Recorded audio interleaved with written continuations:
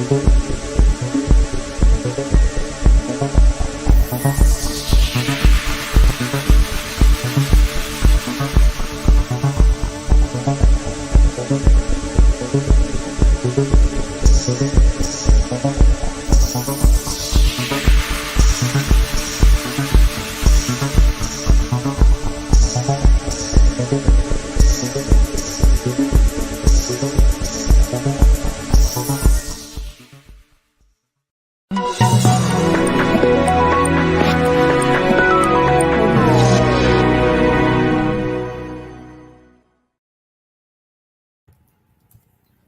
my, boys and girls, it's the weather report for June 6th.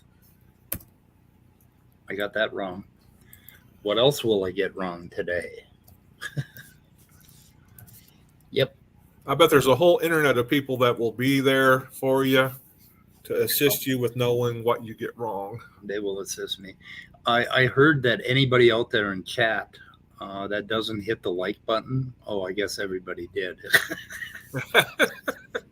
We'll get automatically ejected if you don't hit the like button. So just and then we have no control over this. It's a YouTube algorithm. I have no control. So we have Andrew today. Hi, Andrew. Hello, Andrew. I think I'm going to go myself. Oi. Oi. Oi. Oi. Oi. Are you doing anything halfway interesting today, Andrew? It's no, not really. Okay. It's kind of just one of those days. Say what? I said it's just kind of one of those days. Yeah, it's been a slow day for me. Yeah, me too. Sort of. Let's see. I had I know YouTube. I had a close encounter with a chipmunk that went on for 2 days, and he finally leapt off of a 12-foot landing and landed on the linoleum and knocked himself out. And then he's fine.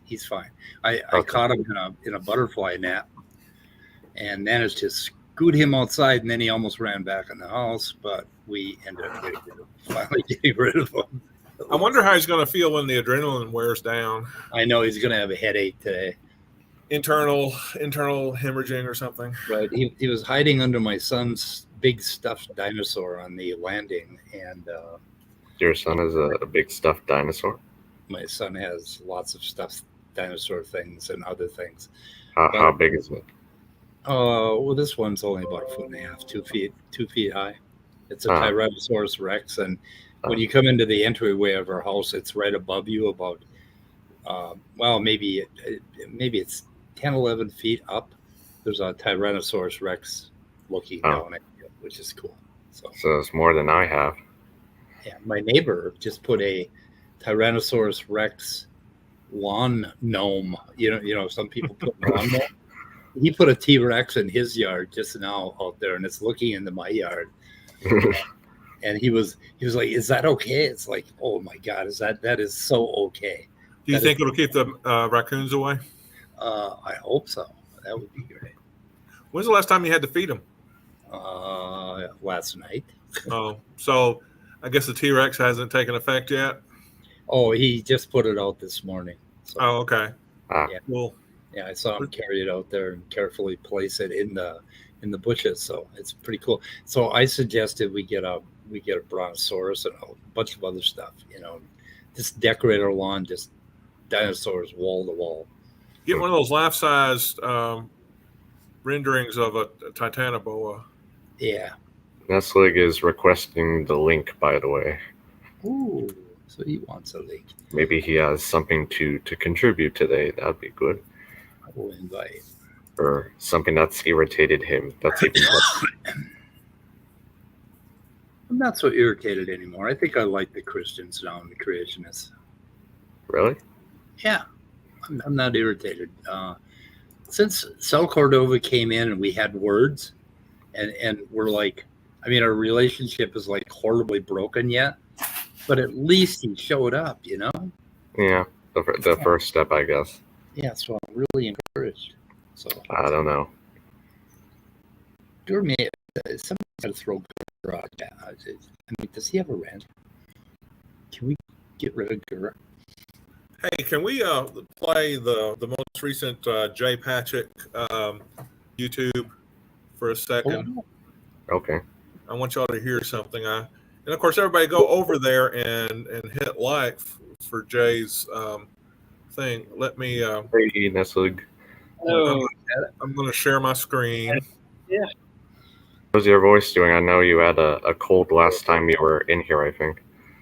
Oh yeah. Although I was here yesterday, and Oh, okay. I wasn't sorry. but the time before that, yes, I had a cold, and my voice was really broken back then. But now I'm all better. Yay! That's Yay! Glad you're feeling But better, man. But I saw something about phylogeny on the title, and that got me excited. So I want to. Oh yes, I agree. Phylogeny. Well, y'all We're should gonna just have a blast. Yeah, I bet you're going to have a hoot. But Jay Patrick kind of was a letdown because he did a premiere. He announced it. I got that 30-minute notification, and it only turned out to be a minute long. But it was pretty interesting. It features Otangelo, and I just want y'all to hear this and listen for some strange Otangelo-isms. I call it the Otangelo Tango. Okay, I'm gonna start it over. I like that. Otangelo, good to see you, my friend. What would you like to say? Hi guys, hi Dart. Dart, have you ever Dart? chatted with Jay Patrick, brother of Jefferson Patchcock? Yeah, the Beamsy twins of incoherence are just intellectually lacking, and they're trolls. I've dealt with them on numerous occasions on YouTube, and they bicker and they troll. They're intellectual lightweights. Unfortunately, they don't realize that. Well, Jay is in the room, so if you want to ask him to come up. Awkward. Well, we can ask him to come up, but he has a long history of trolling. Okay, right? Trolling. All of those. They're not in any way intellectually impressive when it comes to atheism. Now, if he wants to come up, he probably won't last long because he probably hasn't changed his MO. But we'll see about that. He won't last long because he will put them out before they can answer his questions. Oh, is that it? Oh, Well, That was it. Yeah. yeah, what Darth means by trolling is that he has he poses serious questions. Like when he goes into Praise's stream, I mean, he gets them going in one direction or another, and it's pretty hilarious. Yeah. Both of the Spatchcocks do. I'm not sure who that person is. Who's Jeff Patchcock? Yeah, Patchcock. Jeff Patchcock and his brother. Yeah, never heard of him. I don't know. J. Jeff. So I should probably precede your phylogeny talk with a little tiny attempt at. Well, just one last thing on Darth. Like based on what I've heard him say, which isn't much, he may be decent, I guess, in philosophy talk, but in the biological realm, his understanding seems to be very lacking. From what I've heard, maybe I haven't. I haven't heard that much, but it was enough. Anyways, go on. I should be more prepared, but I can draw a picture and show you. But anyway, this is I think this one is this shows human, chick, and horse limb development, right? Ooh. And it shows the stylopod, which is blue. Okay, the stylopod is the thing that's blue, the humerus, and then it shows the zeugopod, which is the part in the middle with the radius and the ulna. And then the hand part is called the autopod. Okay. Oh, it says that up there. Okay, it says that on the diagram. Okay. Oh, I could have read that. Carpals and ditches. Okay. I wonder why they're called that.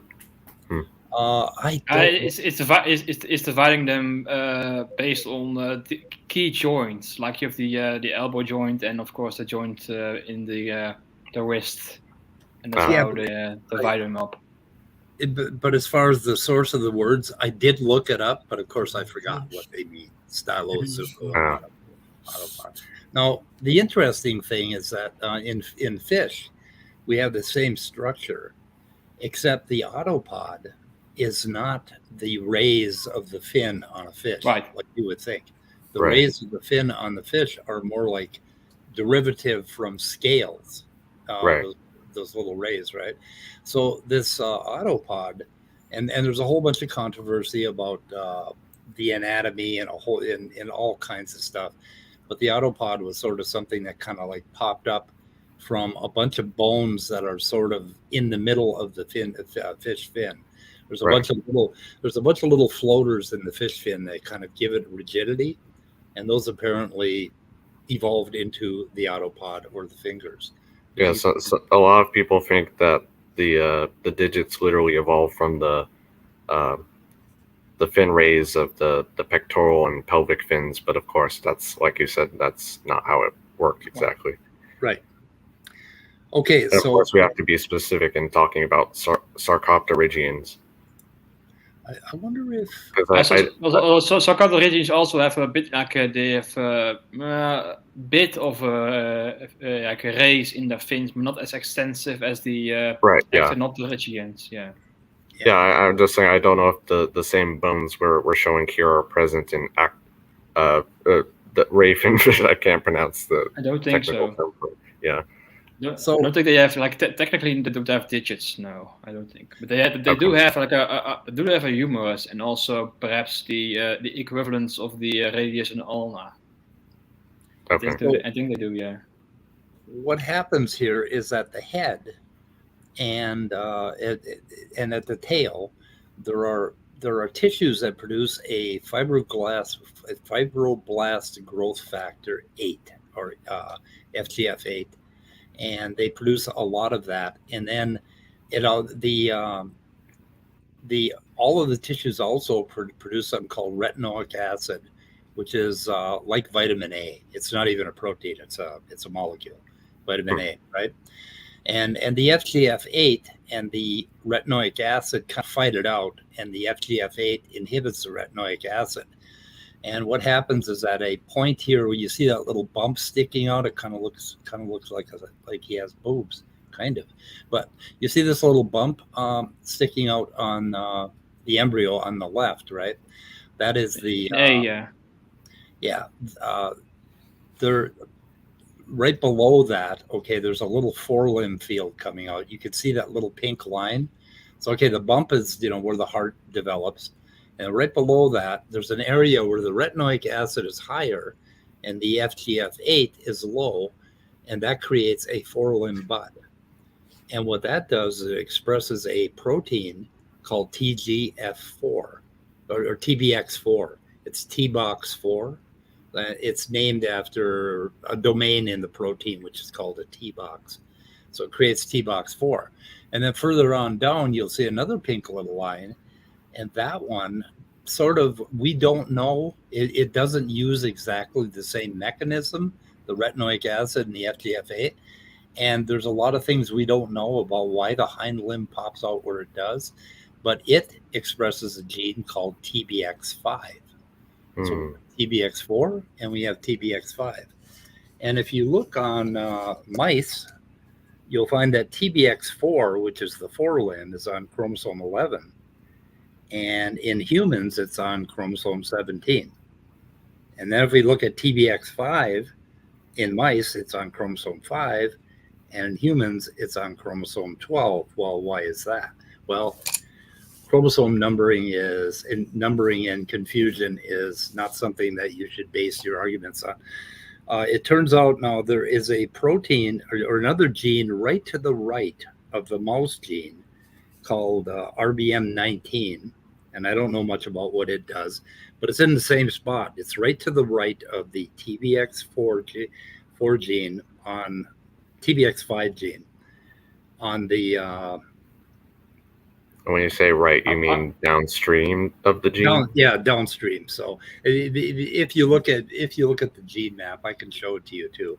It's the next gene over, right? But that's on chromosome 5 in the mouse. But then if you go look at the human on chromosome 12, you'll find TBX4, and voila, right next to it, you'll find an RBM19 homolog. Yeah. Right next to it.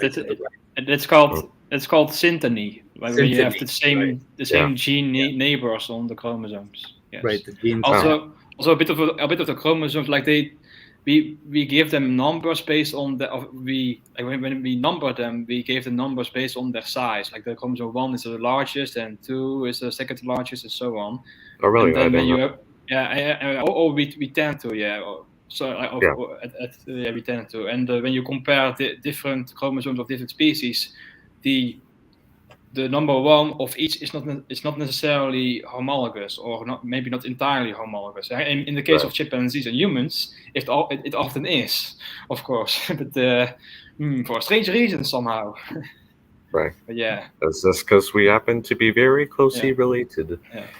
But when you look at the more distantly related species, what you get is like a chromosome, or these different pieces of different chromosomes can get rearranged, like by translocations, and that is why you can have one piece on one chromosome is homologous to another piece on another chromosome in mice, and so on. But you can still recognize the same, because the same neighbors genes are still there. The chromosomes are just rearranged. Yes. So going further. So what happens when that TBX4 for the forelimb field is expressed? It creates a little kind of hard ridge, or like a little fattening on the outside or the ectoderm of the embryo, and it's called an apical ectodermal ridge, and that ridge interacts with the tissue underneath, which is actually in the mesoderm, which is the middle layer of tissue, right? And those things go back and forth and talk to each other, and they create. Now, if you look from the embryo on the left, if you look at the next column, and you look at that bottom figure where it says progress zone and CPA, okay, what it does is it kicks off that progress zone, which starts developing all kinds of tissue. It starts dividing very rapidly, and it basically sticks out until you have a limb-like figure, right? But there's a little more that goes on here. Now, the ZPA is the zone of polarizing activity. That's that little green thing on the bottom. And that determines which part is going to be your knuckles and which part is going to be your palm. So it does the dorsal ventral is what that, it doesn't matter. But anyway, so this thing starts growing outward, and there's an interaction between the I think it's TBX4 and the whatever the AER is putting out. There's like they kind of excite each other. They go back and forth. It's positive reinforcement, and they'll keep growing that limb out. But at some point, there are some other tissues that get in between them, and they start to get fatter and fatter. And at a certain point, they'll be fat enough that they will stop the growth of the limb, and the limb will be a certain length. And of course, every animal is going to have very, very slight differences in regulation, which are going to determine limb length. Okay. Now back to the first column again, from the head to the tail. Okay, the little embryo on the left. Okay, there are Hox genes that are activated. Different sets of Hox genes are activated as you go down. Basically, there's like an interplay of several different Hox genes as you go down from the head to the tail. But then when you go from this, going back to the middle column again on the bottom, when you go from the proximal to the distal limb, those same Hox genes are basically activated in slightly different patterns to create the humerus and the radius and the ulna and your hands. So the Hox genes are used twice. And what we found out, and this was a shock to geneticists in 1950, 60, and whatever, when we started unraveling the genes, they thought there would be a different gene for chickens and a different gene for the hand. Yeah. And what they found out is that these same Hox genes are used over and over again. And even more conserved than we thought they would be. Exactly. Yeah. But the key is that, okay, when you look at information, like okay, John Maddox will always talk about the information that builds a limb. Okay, it's the same kind of information that you would have if you created a mountain. Like, okay, say the crust pushed up a mountain, and there was a certain, and that mountain had some volcanoes, and the mountain had a certain structure, right? And then over millions of years, that mountain wore down by weathering and cracked and created like avalanches and whatever. But the shape of the mountain after 100 million years would be like forming the limb, right? And the initial mountain would be considered the information that went into the eventual pattern that was formed by the erosion of the mountain, right? So when you try to apply ideas of information, it isn't the way people think.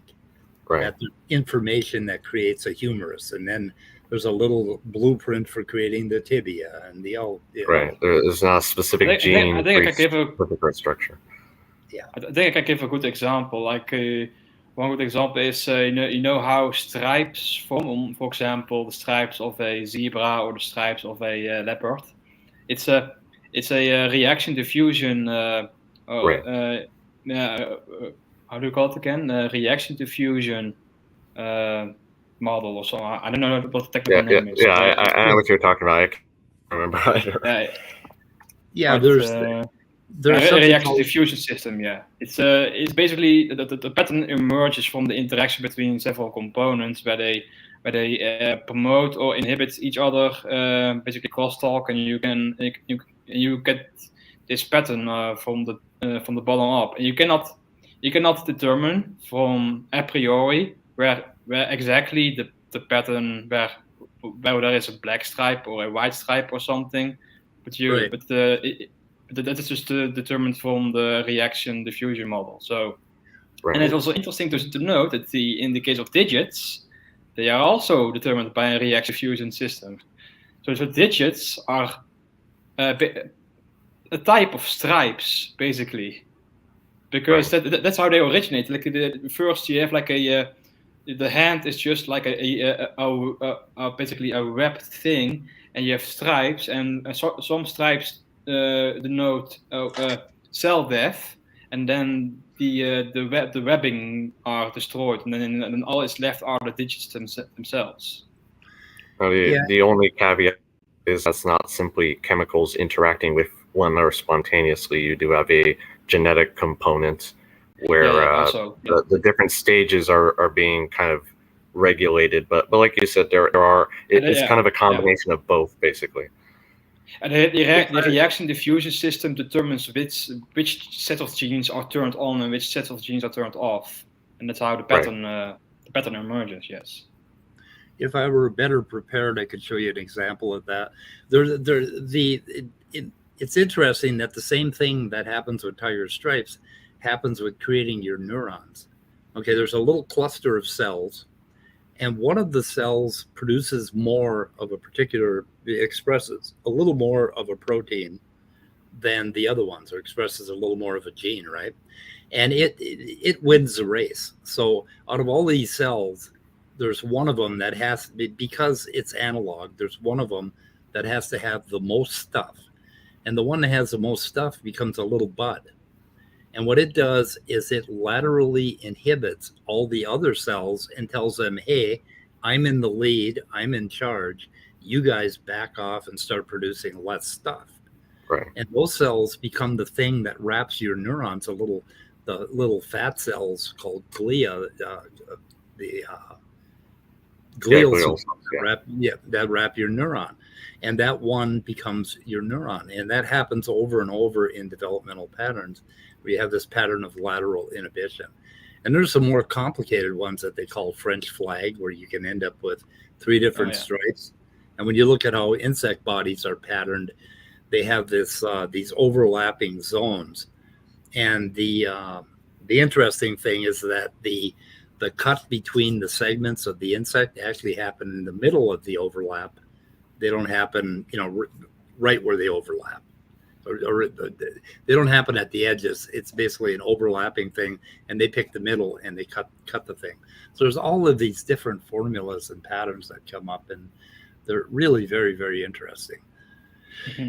And let's see, what else was I going to say about limbs? So yeah, I think that's about it for limbs. And then so I went and I did an alignment between mice and humans for that TBX. I think it's TBX4.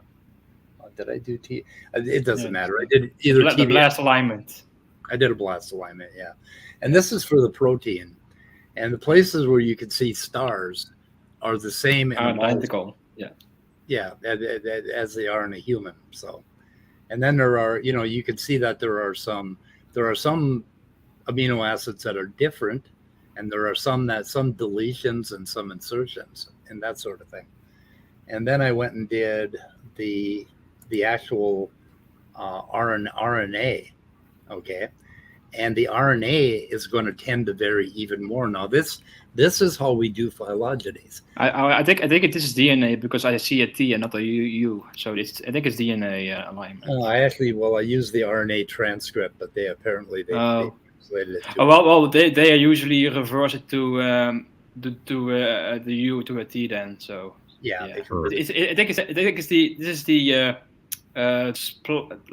spliced RNA, right, without the introns then. Yes, yeah. So this is, and you can see that this has less similarity, right? Because basically the RNA is not as fussy as the proteins are, as the amino acids are. But I mean, okay, you can see differences, but these genes have roughly, almost exactly the same function. They both create a forelimb, right? So they have the same function in the mouse. And now the creationists think that we go by what's similar and that we look at what's similar when we create phylogenies. And we do that when we create what species trees.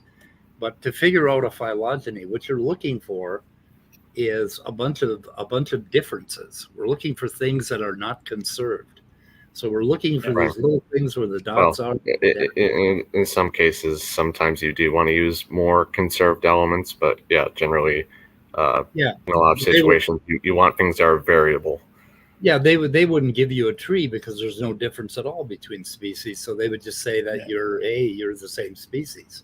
I always say this: it's not just the similarities; it's both the similarities and the differences, and the specific pattern in which they occur. Yeah, the similarities is how we figure out that we have a homologous gene, but it's the differences that are going to give you the length of that tree. Right. How many variables we've had. Yeah. So this does a really good job of showing you how much. This just reminds me of that time when a while back when LPP was, I think didn't he kick me from the stream after I kept nagging him about basically what Nesslig was just saying, and apparently he didn't like it. Yeah, I think that's where I got the myopic little twerp nickname from, right? I think so. Yeah, which I think is great. I think you should put it black. That's I'm actually really liking the speed of. At least get a tattoo that says myopic little twerp. I think that would. The point of that is that like Nesslig is saying, it's not about mere similarity, whatever that means, but most creationists unfortunately think that when we are constructing phylogenies, we are basing it on just basically eyeballing the structures we're looking at, which on its own would kind of be ludicrous, but fortunately that's not what scientists, phylogenists are doing. I'm kind of it also involves if you go on to various educational websites for the layman, you often see these toy phylogenies where they only give a few character states to really simplify the concept. But when you look up the X papers, it's a lot of statistics that is really difficult to understand. So right, and there's usually this disconnect between that. Yeah, and usually we mentioned the chromosomes earlier, and creationists like Kent Hovind and I think Matt Powell as well, they think, oh, well, all these different species have different numbers of chromosomes, so how can you line them up in a tree or whatnot?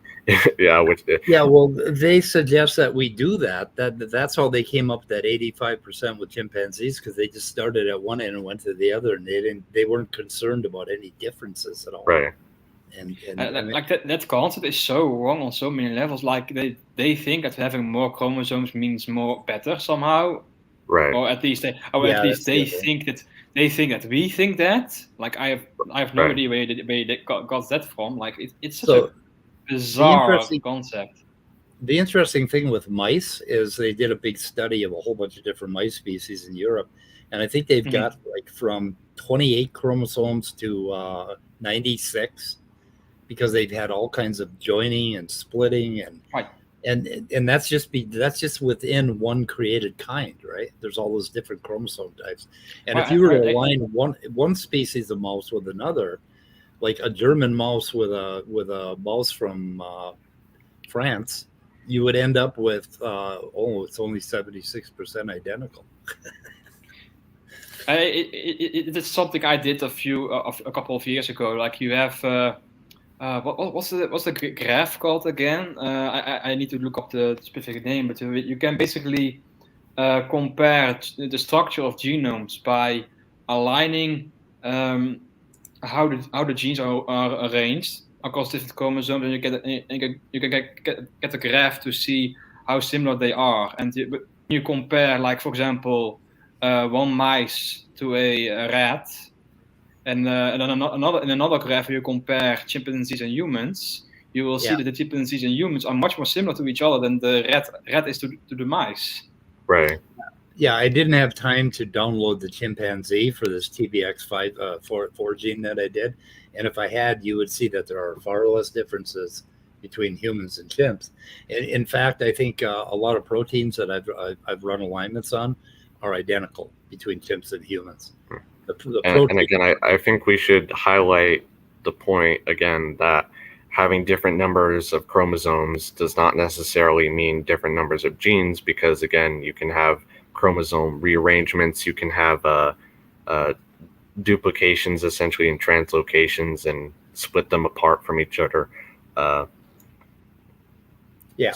I mean, like the organism with the most the highest number of chromosomes, I believe, is an amoeba of some sort. So that kind of shows that numbers of chromosomes doesn't equate with the amount of complexity an organism has, whatever we're defining complex to be in this case. Yep. What I did, what I was showing here before let's see if I can go back. Oh God, I can't go back. Damn it. I screwed up. I really screwed up. Let's see if I can go back. I was showing the RBM19 gene right next to the TBX gene, and of course I hit the wrong thing. I have to zoom way down. Oh, there they are. You see the TBX5. TBX5 is what I was showing at RBM19, and I believe this is for human. Is it human chromosome? Yeah, human chromosome. And then I have the mouse too. But so anyway. But it's cool to do this, to do this exercise with genes, and then I guess we could get into Mega, which is the link that you put on Gerstream the other day. Right. They talk about creating trees and how many trees. I was kind of just using the figure that they presented right there. Yeah, and the thing is that I don't understand how. Okay, with created kinds. Okay, so if there are these differences, then those differences had to have happened after the Noah's Ark.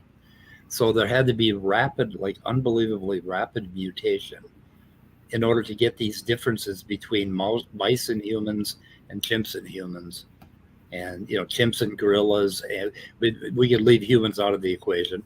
And we could say between chimps and gorillas and between chimps and mice, why are there all those differences if God created them? And if he was just creating a TBX4 gene to make a limb, right? why did he make it slightly different? Well, they will say that we're going to find function for those differences. And I don't think we are, and I don't think we haven't yet, and I don't think we ever are, because those proteins do about the same thing. Well, like for synonymous differences, they often bring up different codon usage bias, ignoring the fact that in vertebrates, that codon bias varies between different major lineages. So, for example, in vertebrates, where the population sizes are rather low, and the selection for codon bias is very weak to non-existent. So that doesn't really explain the synonymous differences there, even though they kind of say it does for these different lineages. So I'm kind of looking at chat over here. I'm sorry, Andrew. You're going to hate this. But I'm kind of looking at chat, and what I'm gleaning from this is Gur likes butts for some reason. Okay.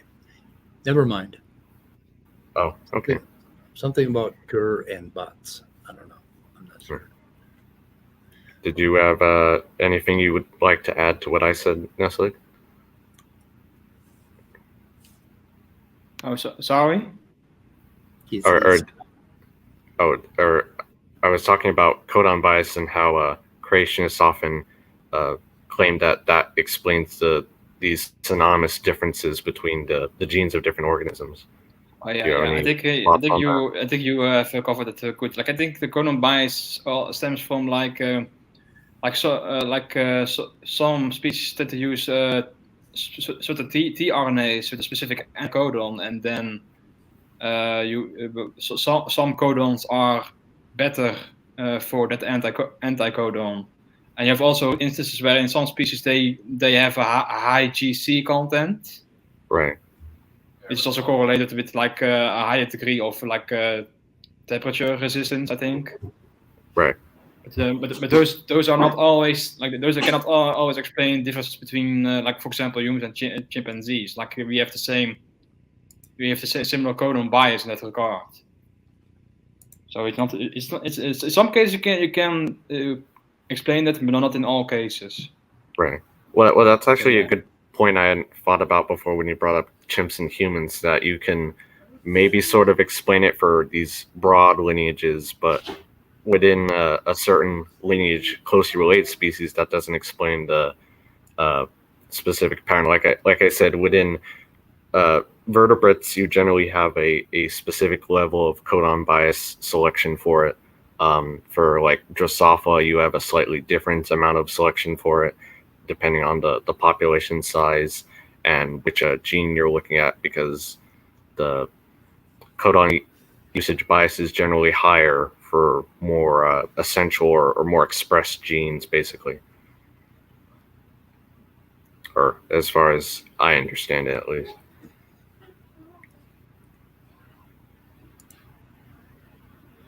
Oh, let's see what else.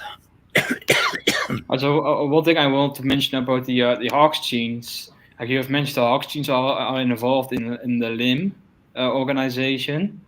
Yep. We also have Hox genes that are involved in the organization of the body axis from the head to the tail of vertebrates. Yeah. And it's also interesting. I did point. It's very interesting. Oh, sorry. Go ahead. Sorry. I did point that out at the beginning. That same genes are used. Let me see if we can find a really good map of those things. Go ahead. Let you search for it. Yeah. No. You go ahead, Nestle. Go ahead. Oh, so sorry. I will wait. I will wait until you have where you have the visual. I think it's a good visual to have. I think what you are looking for. I'm trying to find a visual here. Let's see, but I'm not having any luck. Let's see. Ooh, I don't know what the hell I have this in there for. Oh, I know that study. I think I have seen that study before. Like you, Yeah, I'm not sure. Like here we go. Oxygenation of the ocean. Yeah. Oh, there it is. Yeah. Yeah, here's the Hox genes. So. Right. And so it shows the differences in expression between the forelimb and the hind limb you'll end up with one kind of thing, as opposed to the other. Yeah. But there's something interesting about the Hox genes in vertebrates. Like, for example, you know that you have like different, like in Hox genes, you have like a series of Hox genes. You have Hox gene 1, as you can see here, you have 9, 10, 11, 12, and 13, and so on. But what you also have is like different sets of Hox genes. You have like a set A, a set B, a set C, and D. So we have basically, and they're all homologous to each other. Basically, you have 4 sets of Hox clusters. Right. But not in flies. In flies, exactly. Right. And then we have duplications. Yeah. Yeah. This is one support for the for Ono's hypothesis that vertebrates experienced 2 rounds of whole genome duplication, which is why we have inherited 4 copies of these Hox gene clusters. And it's interesting that one cluster is involved in the body axis differentiation, and other clusters are involved in the limb differentiation. So that's where the new information comes from. Right. It's duplication events. Well, like as they often say, genome duplication doesn't add new information. Well, here it clearly does in this case. Yeah. So let's say B, fossilized Tiktaalik bones reveal the beginnings of digits. Yeah. And they show basically how it was used. And basically a fish that could do push-ups, essentially. Yeah, a fish that could do push-ups, yeah. Yep. And that ended up creating the whole shoulder arrangement. And I wish Dr. Dan had these diagrams and stuff when he was talking to that guy Glenn. Yeah. Because he tried to, it's hard to, I guess, picture it if you don't know your stuff. And of course, I'm not saying I know my stuff, but this would make it a lot easier to understand how those things, are an outgrowth of earlier fins or whatever. These illustrations are from Neil Shubin in 1997 and 2006. So he's got 2 papers, and I suppose I should put those in the description as well. That'd be good. Yeah, because they're pretty good ones. But they're also in my my Beamsy developmental biology book, and I think I stole. I cut and pasted from here and there. Anyway. Well, I guess on the subject of cladistics, real quick, it's interesting how creationists often kind of hand wave away Tiktaalik, think it's no longer transitional in its features, because there have been earlier footprints found in Poland that date slightly earlier than Tiktaalik, as if that because transitional features depend on the age of the fossil. Right. We don't know which branch basically came that we descended from, or that everything else descended from, and the branches are different lengths, and I love when they come up with something dumb like that, and it indicates that they really don't understand. They've never actually. Well, it shows they generally think that evolution again is a linear progression from one species to another, when, like you said, in cladistics, you often don't know what the direct ancestor is, but that's beside the point, because that's not how the methodology determines the general pattern of relatedness. Yeah. Now, this is another little diagram that shows the interaction of the different genes. For on top, we have chick, mouse, fish, forelimb, bud initiation. And then we have chick hind limb initiation and mouse hind limb initiation, which are kind of different. But you notice at the top it said chick, mouse, fish. They use basically the same network creates fins that creates limbs. I mean, it's the same gene interactive network, right? Right. And that is, God did it that way, I guess. He just used the same thing. So whatever. Right, exactly. They think we think evolution is a chain or a ladder. I mean, like they say they understand it isn't, but like that video from Raw Matt a while back about the March of Progress image icon, and just other examples of that. Yeah, it was interesting talking to Rebecca, that she keeps thinking in terms of she wants to see, like at one point, the thing that really stunned me is I said, do you think if I took an aquarium full of goldfish and stirred in a reagent and out crawled a frog, is that what you would call evidence? And she said, yes, that's what they want to see. So in a lot of ways, they're applying their creationist mindset to how they think evolution should work. Yeah, and some broad sweeps. Yeah, which is ironic. It is kind of ironic that creationists often think that the very things that would falsify common descent would actually provide evidence for it. Yeah. Looking at you, Mr. Kirk Cameron, and your crocoduck. Yeah. Back to the Hox genes for a little bit. You see these little stripes at the top. They show you, the intensity that the gene is expressed. And if you look down, like if you look vertically, if you draw a line through those bars, those colored bars, at every point here, you're going to end up with a different rainbow, a different pattern of how much of each gene you have expressed. And like, for instance, right where the elbow is, where this thing breaks into the elbow, there's a certain expression, and that creates a little dent in the limb, and that actually folds in the elbow. And then there's other things here where in the middle of all this tissue, it starts to condense, and then pretty soon it starts forming cartilage. And then at the center of that, it starts to condense out and creates bone cells that, basically give off minerals. They secrete minerals, and they ossify your bones. And the whole thing sort of forms in these fields. And it's all done. It's just a really odd thing, the way it all works together. So I think the key to understanding evolution is embryology. And I want to bring up a guy here named, so Sean Carroll, the physicist, he has a podcast. And Sean Carroll had on his show Sean B. Carroll, which was kind of the other Sean Carroll. The other Sean Carroll. And, biologist. Yeah. And he does the most amazing talks. And he has a book called A Series of Fortunate Events, where he explains his ideas about biology. And this guy, he is just wonderful to listen to. And I will link. He's got his own channel with a lot of clips from his interviews and a lot of talks. And he is really excellent. So, he also narrates a few videos on the channel called Bio Interactive, if anyone wants to check that out. Oh, really? I didn't know that. It's pretty. They're got some animations in it and whatnot. I kind of like those. Those are pretty interesting.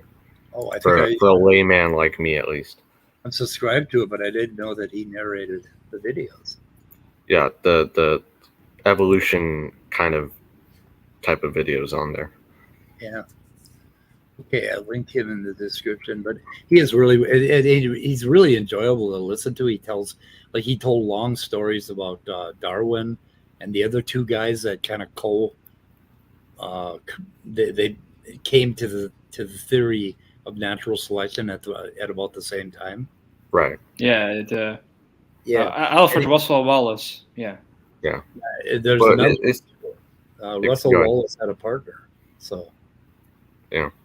Well, it's interesting because the general ideas behind natural selection actually predate Darwin and Wallace. It's just Darwin and Wallace happened to, one, consider the idea of natural selection, but also apply it to how new species could emerge and how evolution in general could operate, which most of the other people before them that had come up with leanings to natural selection didn't apply it to those kinds of areas. They thought it like kept species pretty much the same or eliminated the most unfit individuals, but they didn't think it could ever kind of produce the evolutionary change that we consider nowadays. And that's the insight that Darwin and Wallace had, pretty much. Right. I'm putting that This in is the description as like. Oh, this is what I mentioned before about the comparisons between chromosomes. Like you can basically plot the genomes of 2 organisms on each axis. Like this part represents chromosome 1, as you can see here for chimpanzees, and this part represents chromosome 1 of humans. And you can basically align them like such. This is called a synteny dot plot, if I'm not mistaken. And you can see here, it's basically like if it's a straight line, it's basically identical, and any deviations from a straight line is a mutation. For example, you can see here this break where the line goes in the other direction. This is an inversion. Basically, in one of the species, this section got like basically inverted in the opposite direction compared to the other species. And you can also see here. Well, sometimes it's not very accurate because this part should actually be put here, although because it will make a straight line. But anyway, you can continue on. But then now you see something interesting. If you look at, let's see, where's chromosome 2 in humans? And here's chromosome 2 in humans, and there is chromosome 2A and 2B in chimpanzees. So yeah, it's not just the fusion site in chromosome 2, it's also the fact that they are just synthetically homologous between each other. So yeah. So but another interesting is like this comparison between the two species, it's really similar between the two species. But when you look at another example, an example that creationists have no problem with, like the mouse and the rat, they think they are related, but when you look at their comparisons, holy shit, it's a lot more difference between the two. Surprising. So yeah, humans and chimpanzees are more similar, even in regard than they are to than mice are to rats. I mean, like Gutsa Gibbon often says, there's just no getting around it. By every metric you look at, humans and chimpanzees are the most closely related, or more closely related to each other than to any other species on Earth. Right. It's just all the evidence supports that conclusion, but creationists don't want to fall in line with the other primates, I guess. If you look at just chromosome 2, basically. Wow. This is the chimp, the human and chimp, and you see the straight lines, and then you go out to the rat and you've got all these crosses, basically. But that shows how chromosome 2 works. And then right here between the blue and the green, between the top and the bottom, is where the chromosome 2 lines up with those 2 chromosomes in the chimp. Yeah. Because they're split up. And then the whole thing shrunk looks like that, basically. That's you can see the straight lines on the right is the chromosome or the chimp human, and then when you go over to the rat, there's all sorts of chromosome shuffling going on, so the rat is a lot different. But you can see all of these genes line up, and that's why we know the idea that there was a chromosome 2 fusion. There's nobody that doesn't accept that, except for a handful of creationists, and they don't like Tompkins. And they never talk about the synteny. They never talk about the fact that all those other genes line up, and right across. I mean, there's straight lines right across. There's very few differences. It's absolutely amazing. But I see Stupid Horror Energy is saying, what about incomplete lineage sorting? Could you elaborate on that question, please? Sure, guys. In incomplete lineage sorting in relation to what exactly? Maybe we missed something. Also, see Jerry's. I don't think we have covered that, or at least not something similar. Although incomplete lineage sort of has to be taken into account when you are doing phylogenetics, or at least constructing species trees, because when you do phylogenetics, you use, of course, sequences from genes, but then you have to take incomplete lineage sorting into account when you want to use that to reconstruct these trees. So it's not always a one-to-one relationship. Yeah, Right. I'm trying to think. Because the gene trees don't always match the species trees. Yeah. I mean, you've got a basically some sort of a population getting smaller, right? So there's some sort of a, well, maybe not necessarily, but you got a population, okay, and it's, well, usually in small populations where you're going to see incomplete lineage sorting, like if part of this population split off, and that part had a certain basically genetic modification, and this one didn't, okay. If that was more common in this population, like there were 100 X's that split off in this little mini tribe, and there were only 10 L's, right? And over here, there were 10 million L's and a million X's, basically. It's possible. It's possible for that to get shuffled so that you end up with two different species popping out, and one has the L and one has the X. Right. Just because of genetic drift. So I mean, it can happen, and it happens a lot. And the thing is that every gene would have its own story about how that split, right? Like you could see it in some genes one way and another way for another gene. So every gene sort of has its own phylogeny going back. Right. And creationists often think this is a problem for phylogenetics, but in fact, has often been said. You would expect, actually. Yeah. It's a thing. The random nature of genetics in general.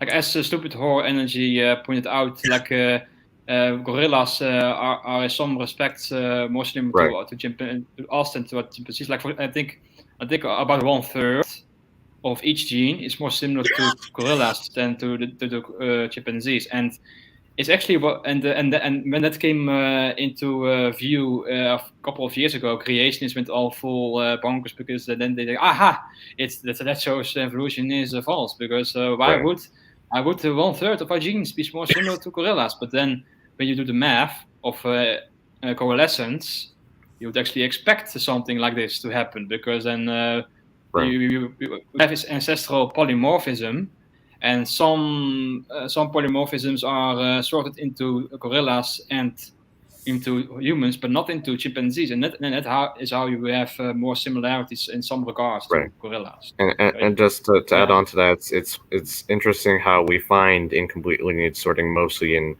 the most recent closely related species. When you go back far enough back in the tree, the noise kind of basically it kind of goes away, sort of. Well, you have to be careful. It actually counts when we are considering lineages that have diverged from each other within a short period of time. Like It was also an interesting case where, for example, speciation events.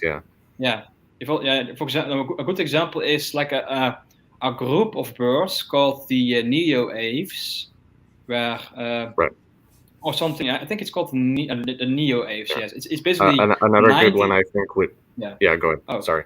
So sorry. I want to finish about it. It's basically 95% of all bird species are Neo-Aves, and you have like about 65 million years ago, you have like 10 lineages split from each other in a very short amount of time back then, and that's when you have incomplete lineage sorting, and that makes the phylogeny very messy in that point. I think you also have that with the major the splitting between the major lineages of placental mammals.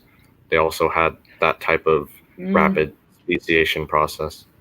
Or I don't know if that's I know that was once the general explanation for that. I don't know if it's the is it kind of. I think it's maybe counted too. I think I've seen some papers on it also. I think like it explains why some genes are more supportive of the you have several possibilities. You have three main lineages. Oh, I hear some feedback from myself. Here's an echo. Yeah. I think it's time for Speed to go out and come in. I hate you guys. Mm-hmm. Hey, what were you saying? I think there are three main lineages, and you have one called Boreoeutheria, another one is Xenarthra, and another one is Aphrotheria.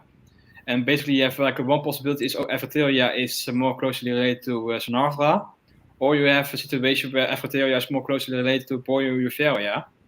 And it seems that depending on the genetic evidence, it gives more support to one or more support to the other. But that's probably a incomplete lineage. So although there are other papers there may be where other factors that also contribute to that. Yes, and then some papers have shown that this difference is not as excessive. So it gives more support to the hypothesis that Xenarthra and Aphrotheria are like sisters to each other. Like you've basically one group, the Boreoeutheria, and another group is called the Atlantogenata, where you have the Aphrotheres and the Xenarthrans. Right. Okay. So I recall. Yeah. Of course, I appreciate that can change when more evidence comes up, of course. But yeah. Yeah. So and I do appreciate you pointing that out. That it incomplete lineage sorting can appear sometimes when you have these kind of rapid diversification in the past. So thanks for correcting me on that. But when the creationists come up with this, they're talking about like one specific ERV or gene, right? Oh yeah. If you look overall, like they're bullshit with mitochondria and the Y chromosome. I mean, there's weird things going on there, but if you look overall at the entire genome, one end to the other, you're going to see this commonality. You're not going to see everything's. Yeah, it's not a complete mess. There is still a very high signal in many parts of the genome, and that's the evidence that's being used here. Yeah, the ERV is also a good example for incomplete lineage. So like when the first ERV is formed, it's one individual of a population, and then like when a species splits into two, in one lineage the ERV can be lost. In another lineage, the ERV can be retained and fixated. So, and then of course in another lineage it can be also retained. So that explains why in some cases you have like a human sharing an ERV with a gorilla, but not with a chimpanzee, for example, because in the chimpanzee it was lost to the drift. By the way, guys, did you hear that Jerry Bergman? How bad he was on SFT? He was pretty bad. I for some reason kept listening to what he was saying. Oh my god! Wasn't it a while ago when somebody came on? I've heard about that when somebody came on SFT's channel claiming that humans came from chimps. But how long was it ago? That was probably him. This was this week or last week. It was really recent. Last week. Oh. Okay, so is this Bergman guy supposed to be a PhD? Or something? I don't think so. He's a civil engineer, I think. Well, there you go. Something, I'm not sure. He's something like that. I don't know. I've never heard of him, but I will look him up. I can check. He might have a bullshit in biology. Even though a lot of people have a bullshit in biology, and they think they're gonna take down evolution. Well, I guess just to kind of wrap up the cladistics thing a little bit, it's the major point to be driven home here is that creationists don't understand that the argument is inherently statistical in nature. So of course we're going to find some incongruencies, and actually that's probably more a problem for them, because if you're going to say these incongruencies show that the common ancestry is false, then wouldn't that also mean that incongruencies between more closely related species that creationists would generally consider kinds, wouldn't that show that they're not related? I don't see exactly how showing these incongruencies does anything for anyone.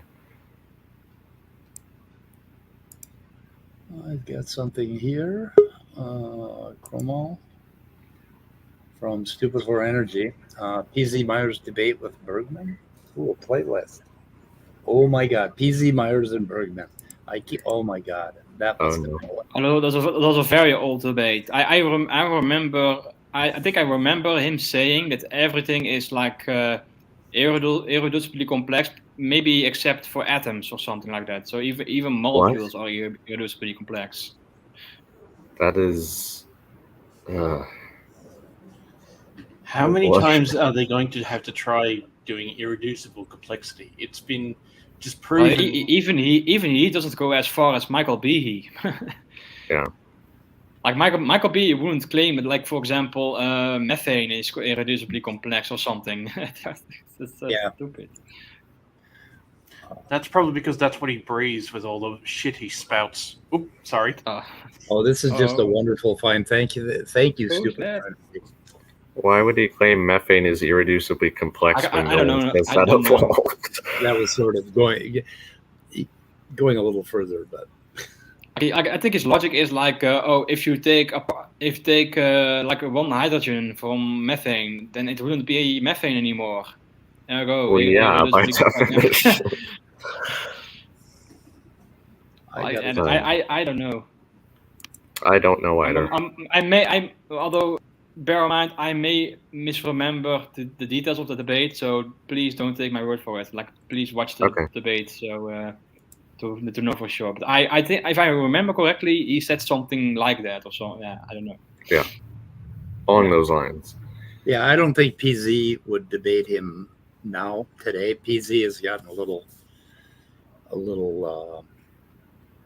frustrated, I think. Anyway.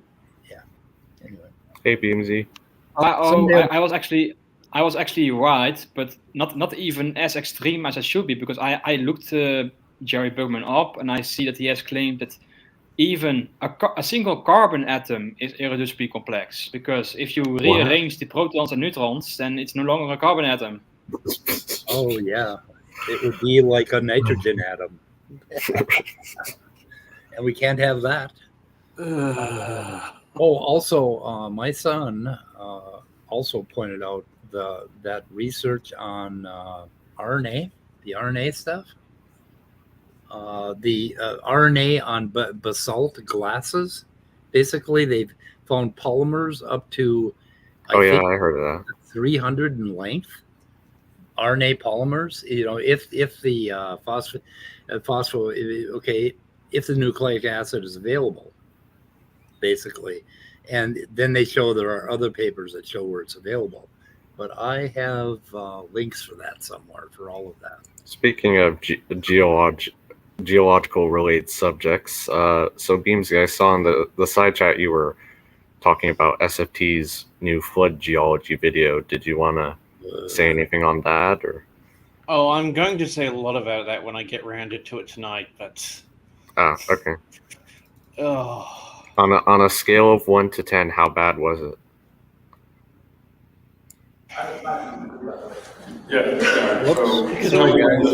Sorry, it was blissfully short, so it probably is 7. 7? Okay. Mostly because it was blissfully short, but it was just so full of bullshit. So that kind of added to it. Can you screen share me for a moment? I found a paper written by Jerry Bergman, and I can show that I was right indeed. Like, this is a paper, irreducible complexity concept that's not been falsified, by Jerry Bergman. And in the introduction, he says, all atoms are irreducibly complex because they require more than one subatomic particle to function as an atom. Remove one electron and an ion results, remove a proton, another atom always results, and remove a neutron, and the different isotope results. To obtain a carbon atom, 12. Oh my 6 God. protons, no more, no less. 6 neutrons, no more, no less. 6 electrons, no more, or less, are required. Yes. This guy is a he does think this. So maybe we should send this paper to the people of Hiroshima and Nagasaki. Maybe they would agree with it. That is true. Or with their first-hand experience of what actually happens for when you radioactive decay. Yes. Stupid Horror Energy pointed out this debate as a favorite. Was that it? Favorite creationist debate, Dr. Yeah. Jackson and I don't Abbie know Smith. I don't know who Abbie Smith is. Does anybody else know? No, but we'll check that out. I remember hearing her name associated with ERVs from a video I watched, but I linked maybe that. I'm wrong. And who's this Germania guy? Okay. He claims to be a doctor of rumpology. Oh, yeah. Which he describes as phrenology for the butt. Stupid Horror Enemy. Speed, I included the links to the syntony plots Oh, I was kind of chimpanzees and humans in the private chat. Yeah. I was pretty sure she had something to do with retroviruses, so I guess I was sort of kind of. I bet I have a page. Okay, what's her name? Smith. Okay. Abbie Smith. Abbie Smith. Abbie. Oh, hello, Danny. Hey, Danny. I'm still getting together papers for. Let me see here. Where are the transposons? Okay, Smith. Let me see if I have Smith. Has SFT said anything recently on ERVs, by the way? I haven't checked. I don't think he's. I think he's shut up a little bit. Oh, that's good. Dr. Dan, Creation Myths has covered a new book by SFT on ERVs, and it's just as bad as you can imagine. Yeah, I saw that. Yeah. Yeah, I've got his since book. he actually put that book out, he hasn't really said anything publicly. Well, he's claimed he's going to do a rebuttal to the Dr. Dan review video, but I haven't seen anything yet. It's too bad he doesn't realize his rebuttals have to make sense.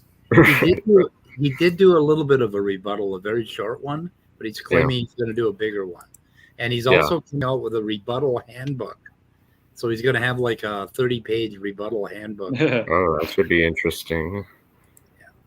But he did that last week. He did what he thought. It's also interesting. I think he said he expected Dr. Dan's response to the mutational hotspot idea, which I'm very interested to see how he comes back at that.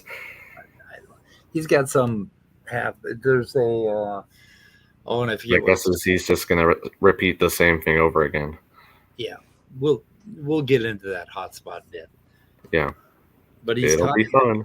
What the hell is he talking about? Like he's saying that basically there's some gene that's involved in recombination, and it turns out that African humans of African origin have a lot more of them, basically, and so they're. I forget what it was, but anyway, so he at the same time he's saying that Africans mutated faster, according to Jensen, right? That they have a really high mutation rate. At the same time, he's saying that this gene did not mutate as fast, and that's why Africans have more of them than we do. And for us, they broke down just some garbage. I mean, it's all half baked, and the guy doesn't understand the first thing about recombination. Oh yeah, how do you guys feel about the Jensen admitting the other day with Dr. Dan, talking to him that he is conflating the mutation rate with the substitution rate in his calculations. Beautiful. Yeah. Stupid. Okay, his entire claim is basically over by that point. It's just done. Yeah. Dead. It's dead. It's like no resurrection possible. It's dead. Stupid Horror Energy. The name of the gene is PRMD9, and I got a bunch of papers on that somewhere too. We'll get into it someday soon. Hey Nestle, you mentioned coalescence earlier. I don't know. I'm not a big expert on it, but do you happen to know if it's related to, say, maximum likelihood phylogenetic analysis at all, or those general types of methods, or? I'm sorry. I don't know. It may be, but I don't know. I don't know the difference. I don't think the difference between maximum likelihood has anything to do. Okay. Like it's like maximum. I think maximum likelihood has to do with like basically you compare different topologies and you calculate what's the likelihood that this topology is correct based on the data, and then the maximum likelihood is then you picked the tree with the most overall likelihood. But even then you have to be careful because there are other topologies that also have a very high likelihood, but only a slightly less likelihood than the maximum likelihood. So you have to be careful by when you pick. I'm just interested because I know that using those general methods, you can estimate the divergence time between two species, but I'm guessing that's probably not the same as coalescence. No, I don't think so. No. Okay. Again, just my ignorance on this subject, I think. I didn't want to turn my camera on, so I drew a picture of myself. Oh, yeah, when I say conflate, I meant he was using the mutation rate, instead of the substitution rate. My bad. Yeah. Poor choice of words on my part. It's even funnier that he uses the mutation rate of two different sets of chromosomes to prove his point. Oh, Jensen is just so, my God, he is so far down the hole. He's, I guess he's getting paid a lot to come up with this garbage. Then he asked, was he conflating them or just using mutation rates? He was using the mutation rate and then treating it as the substitution rate. Right. Yeah, that's what I meant. It's the same number. Like the number, he's conflating them. Yes. Oh, Midnight, are you doing okay? Yeah, Brony.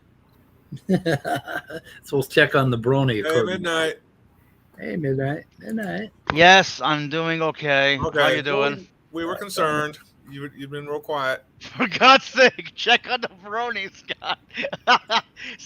hey, you know what? At least you guys give a fuck about me enough to check. Because, Grimania was worried sick, man. Yeah, because because I come in the stream and I'm oddly behaved for me. So you guys are like, hey, Midnight, are you there? Did you fall asleep? I know. Are you dead? Why are you so well behaved today? Well, truth be told, I'm distracted by having. Okay, don't tell us. It's a family-friendly show. Yes, it is friendly show, but I'm just saying I'm having certain conversations with people that I want to, that make me want to shoot myself. That's not good. Just make sure you give your number to Greer so he can call you directly when he's worried about you, because I think that happens all the time. Fortunately, Midnight, you're half blind. You'd probably miss. Yeah. Speed. No. That was. I need to get a trombone meme. Yeah. Well, you know what, Midnight? You're being so well behaved here that we might just have to kick you out in a few minutes. Yeah, we're gonna have to kick him out. We're gonna have to boot Midnight, man. Anyway, God. Well, maybe on Wednesday Weather Report I'll do that. There was another news story about Fit. They had a sample on some genetically engineered cancer treatment, and 15 people in the trial, and all 15 were completely cured of cancer, basically with these treatments. Is it they are training it like T cells, like immune cells to target cancer, or is it something else? I'm not entirely sure. I'd have to find the. I think it was the one that the power of imagination healed them. Yeah. Are we wrapping up? Yeah, they should. We're wrapping up here pretty quick. Yeah. Beamsy, how you doing? Oh, sorry, I can't see your name and I forget how to pronounce it.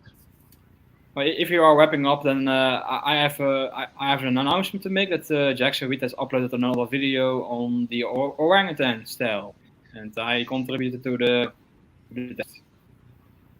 Oh, cool. Yes. Now you get to learn about orangutans and their relatives and how they relate to us and such. And how not to say orangutan. Right. Are you pointing fingers at me, Speed? All the way up to the 70s, I was saying orangutan. And I don't know why. I don't know who told me to say orangutan. I think I just read it finally by myself, and I thought that's not a tang. Well, I don't know. I grew up with tang, so it was just a logical thing to do. So, yeah, they sold tang by giving it to the astronauts. Yeah, it was a marketing campaign. The only reason they went to the moon was to advertise for tang. That was it. I don't know if you knew that. Yeah, all those moon samples, they were just a side product. So Okay, Speed, so- why are you hiding people's names? Because I forgot to turn it back on because it was interfering. Why are you a bear all of a sudden, Speed? Why are you drawing a bear? That's not a bear. That's me. It looks like a bear. Yeah, I see it. The ears on top. Yeah, that's a bear. That's his hair. No, that's my hair. Around his ball. That's my hair. You guys want to know how you say. You want to know how you say orangutan in Dutch? No. Sure. Orangutan. Ooh, nice. Orangutan. Orangutan. Orangutan. That's a good place to shoot it in the head. I killed the stream. Yay. I'll find that Jackson Wheat video and put it in the description. And I have a whole lot of other links. And I don't know if you guys know it, but if you happen to think about what we were talking about, if you go and look at my descriptions, you will find all kinds of links about everything that we talked about. Yes. Here, I'll put it in the private chat, Speed. Which I think is kind of fucking handy. I don't know. Anyway. Okay, guys, I think we're going to quit. What do you think? Up to you. Yeah. I want to get out and spray some more bugs. I bought a new bug sprayer. I'm pretty excited. Okay. Mosquitoes are horrendous here. Because of the rain. Just horrendous. Well, if you share links, I tell you. You can enjoy this because it's something that I've been suffering with for. Oh shoot! Go ahead, Beamsy. What's that? Yeah. Someone challenged me to a debate over geology, which is my field of expertise, and they wanted to actually give me the book Beyond Plate Tectonics. Beyond? Oh. Ooh, yes, free book. I'll take the book. It's in the link. What is it? Beyond Plate Tectonics? Expanding Earth Theory. Oh no. Oh my god. No. Okay. Real wait a talk. minute. How in the fuck did that theory even start? Okay, it cracked open like an egg, like if you put an egg in a microwave, it will crack open. Is that where we're going with this? Like an egg in a microwave? God was just inflating air into the earth. Yeah. Beyond Plate Tectonics, settled science. That's a hell of a subtitle. Yep. Oh yeah, somebody in the chat. Go ahead. Sorry. Oh, we were probably gonna go ahead. You were probably gonna say the same thing. What?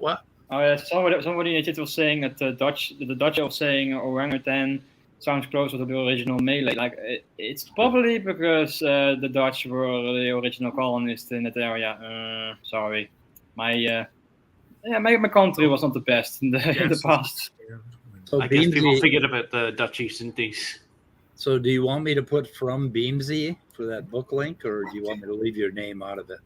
Oh, you're welcome to do whatever, because it's the dumbest thing I have ever read when it comes to geology, and I had to read the entire thing because that's the argument that someone was putting forwards in their discussion. So be sure to come and tell us when the debate is if you have. It's already been and gone. It has. Do you have a link?